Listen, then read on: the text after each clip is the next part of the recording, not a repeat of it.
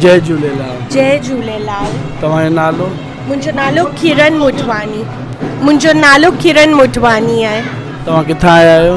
मां हूअं आदिपुर में पैदा थी आहियां, जिते लीला शाह जी कुटिया आहे, पर हाणे मेक्सिको में रहंदी आहियां। हा, मेक्सिको मां घुमण आया आहियो?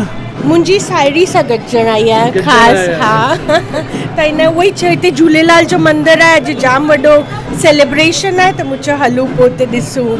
पर ॾाढी ख़ुशी थी, सिंधियुनि खे अञा ताईं एतिरो सभु करे गॾिजी करे सभु कयो पिया, ॾिसी ॾाढी ख़ुशी थी मूंखे। तव्हांखे तमामु सुठो माहौल लॻो? जाम सुठो आहे, सभु साॻिया कपिड़ा पाए जीअं डांस वांस कनि पिया, एतिरो इमोशन एनर्जी पहिरीं बिल्कुलु सिंध वांगुरु। हा,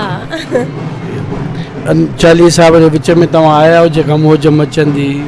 न, पहिरियों दफ़ो। अॼु बसि कल्ह ई जयपुर पहुतसि, अॼु हिते आई आहियां, अॼु वञा बि थी वापसि। असांजी यादि शोभा यात्रा निकिरे पई, तव्हां असांजी उमेदु आहे त तव्हां असां सां गॾु हलो, अञा तव्हांखे वधीक मज़ो ईंदो, सिंध सॼी यादि अची वेंदी तव्हांखे। हिते ॾिसी करे सभु सिंधी कीअं माहौल कीअं गॾिजी करे सभु कयो पिया, ॾाढी ख़ुशी थी ॾिसी करे मूंखे।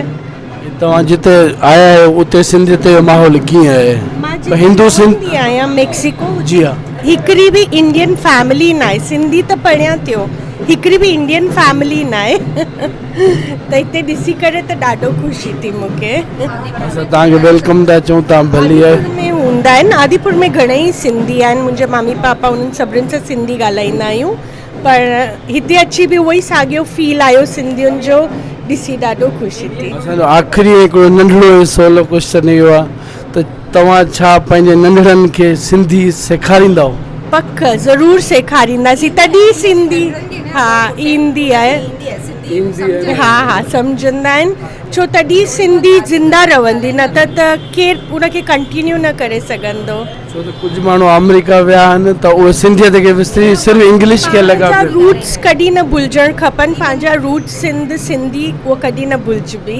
ऐं लाल साईं खे बि न आहे विसराइणु। बिल्कुलु कॾहिं बि न। जय झूलेलाल। जय झूलेलाल।